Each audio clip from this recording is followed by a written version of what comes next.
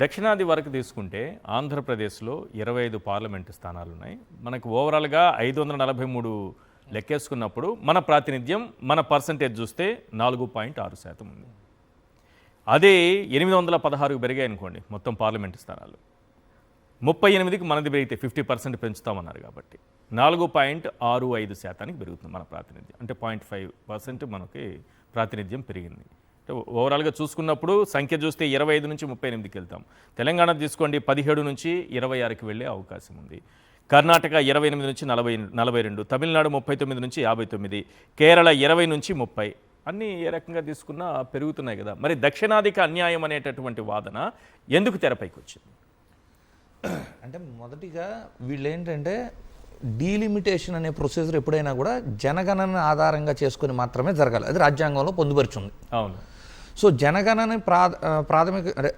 ప్రామాణికంగా తీసుకుంటే ఇప్పుడు మనం ఏదైతే ఇందిరాగాంధీ గారు ఎమర్జెన్సీ తర్వాత పెట్టిన ఒక బిడ్డ ముద్దు రెండో బిడ్డ హద్దు అనే టైపు మన దక్షిణాది రాష్ట్రాలు ఆ నిబంధనలను ఎలా అయితే ఫాలో అయ్యామో ఆ విధంగా నార్త్ ఇండియాలో ఫాలో అవ్వాలి.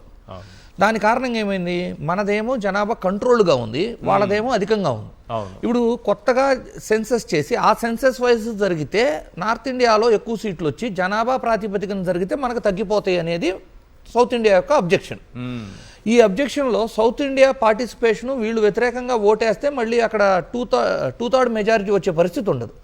అందుకారణంగా వీళ్ళు ఏం చేశారంటే జనగణనతో సంబంధం లేకుండా డీలిమిటేషన్ అనేది ప్రతి రాష్ట్రంలో ఎన్ని అయితే పార్లమెంట్లు ఉన్నాయో వాటిని 50% పెంచుదామన్నారు. ఎందుకు? ఈ డీలిమిటేషన్ లాస్ట్ టైం జరిగినప్పుడు 1970sలో జరిగినప్పుడు అప్పటికి ఈ కుటుంబ నియంత్రణ అనే నిబంధనలు తీసుకురాల.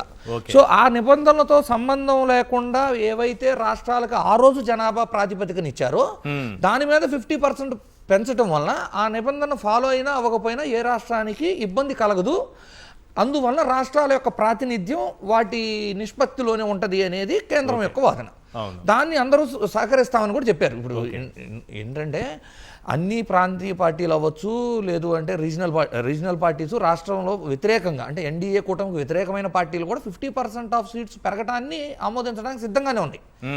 కానీ ఇక్కడ ఏమవుతుంది అంటే వీళ్ళు ఆ బిల్లులో క్లారిటీ ఇవ్వకపోవటం, ఆల్ ఆఫ్ సడన్ ఎలక్షన్స్ ముందు తీసుకురావటం, ఈ బిల్లులో ఏ రాష్ట్రానికి ఎన్ని సీట్లు పెరుగుతాయని ముందే మెన్షన్ చేయకపోవటం, ఆ పైన ఏంటంటే ఈ SC ST రిజర్వేషన్లు కేటాయించడానికి 2011 సెన్సెస్ని ప్రామాణికంగా తీసుకుంటామని చెప్పడం ప్రారంభమైంది కదా.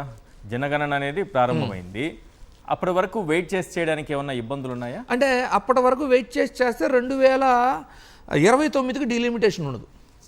ఉండదా? ఉండదు. ఎందుకంటే మీకు డీలిమిట్ ఇప్పుడు జనగణన కంప్లీట్ అవ్వాలంటే 2027 వచ్చేస్తుంది. అవును. తర్వాత డీలిమిటేషన్కి మరలా 1 year పైన టైం కేటాయించాల్సి వస్తారు. ఎందుకంటే రాష్ట్రాలు మళ్ళీ కమిటీలు ఫామ్ చేసుకొని రాష్ట్రాలు భౌగోళికంగా సరిహద్దుల్ని నిర్ణయించుకొని అభ్యంతరాలను స్వీకరించి ప్రజల యొక్క అభ్యంతరాలు ఇవన్నీ కూడా స్వీకరించి అన్ని ఆ ప్రాసెస్ అంతా కంప్లీట్ చేసి 1 year పైన పడుతుంది సార్. ఆ డిలిమిటేషన్ ప్రక్రియ 1 year పైన పట్టిపోయి ఇంకా ఎలక్షన్ ఇయర్, ఇంకా ఫైనల్ ఇయర్లో ఎలక్షన్ ఇయర్ 2020 దాటిపోయింది.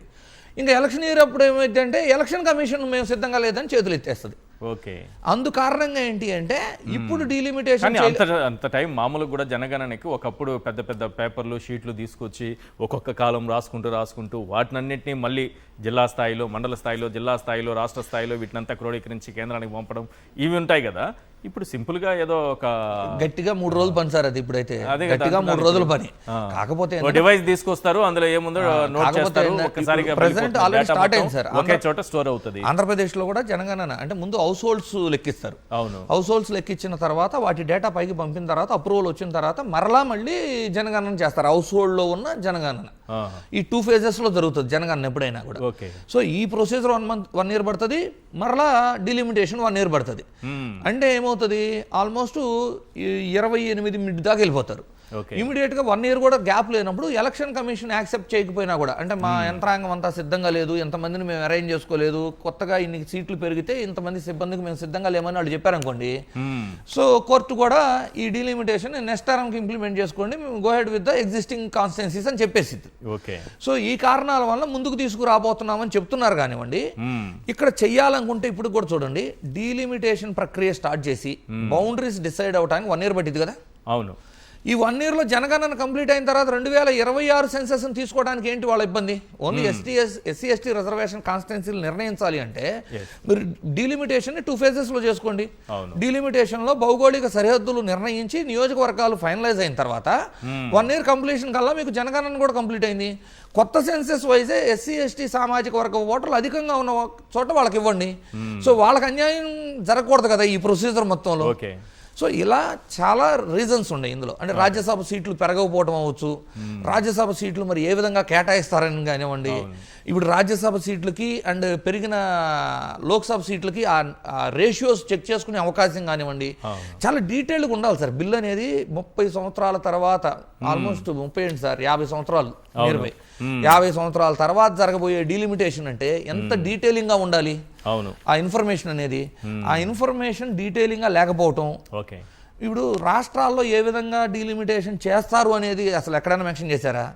లేదు. ఇప్పుడు కేంద్రం అంటే పార్లమెంట్ సీట్లు 50% పెరుగుతాయని చెబుతున్నారు, అసెంబ్లీ స్థానాలు కూడా 50% పెరుగుతాయని బిల్లులో మెన్షన్ చేశారా? ఏ రాష్ట్రంలో ఎన్ని సీట్లు పెరుగుతాయో మెన్షన్ చేస్తున్నారా?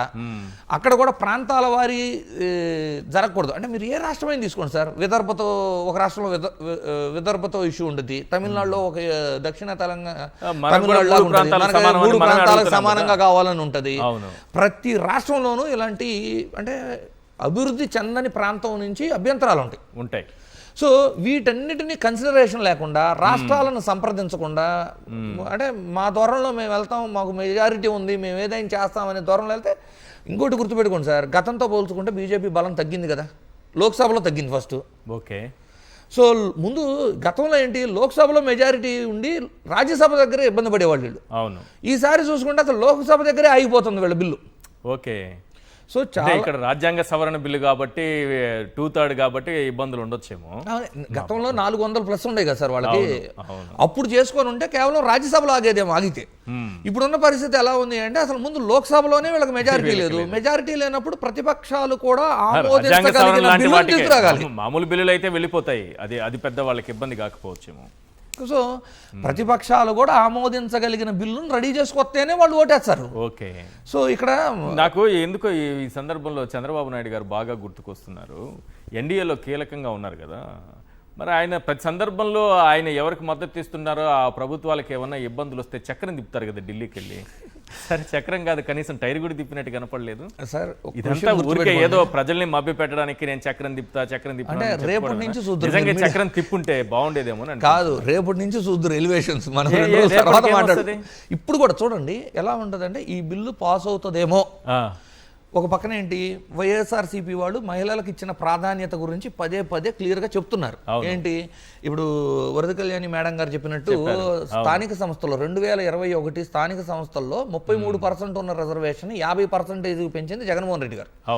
సో అదే కాకుండా మీరు కానీ నోటీస్ చేస్తే మహిళలకి అంటే ఓన్లీ పోటీ చేసే వాటిలో కాదు, నామినేటెడ్ పోస్టులు, నామినేటెడ్ వర్క్స్ కూడా, గవర్నమెంట్ దగ్గర తీసుకునే నామినేటెడ్ వర్క్స్ లో కూడా 50% మహిళలకు ఇచ్చారు.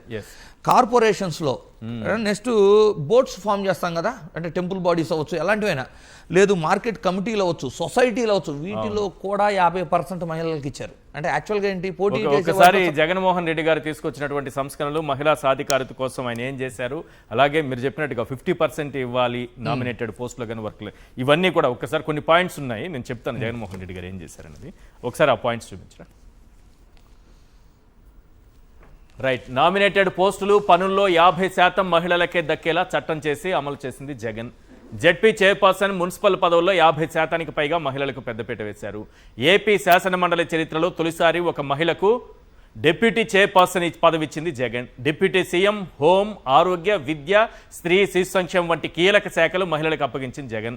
వైఎస్ఆర్ ఆసరా, చేయూత, కాపు నేస్తం, ఈబీసీ నేస్తం, అమ్మ ఒడి, 0 వడ్డీ పథకాలతో మహిళలకు అండగా నిలిచింది జగన్. నెక్స్ట్, 33 లక్షల మంది అక్క చెల్లెమ్మల చేతిలో ఇంటి పట్టాలు పెట్టి వారి సొంతింటి కళ నిజం చేసింది జగన్. మహిళా సాధికారత కోసం 2.74 2,74,000 కోట్ల రూపాయలు నేరుగా మహిళల ఖాతాల్లో వేసింది జగన్.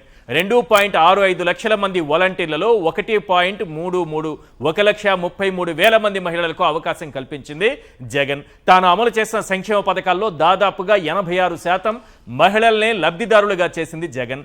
దిశ చట్టం, దిశ యాప్, దిశ పోలీస్ స్టేషన్లు ఏర్పాటు చేసి మహిళల రక్షణకు అత్యంత ప్రాధాన్యత ఇచ్చింది జగన్. ఇన్ని రకాలుగా అంటే వాళ్ళకి నామినేటెడ్ పదవుల్లో కానీ, ఇక మున్సిపల్ చైర్పర్సన్లో కానీ, జెడ్పీ చైర్పర్సన్లో కానీ, అన్నింటిలోనూ వాళ్ళకి 50%, మనం 33% గురించి మాట్లాడాలి. ఆయనకు అవకాశం ఉన్న చోట 50% వరకు తీసుకెళ్ళినటువంటి ఘనత.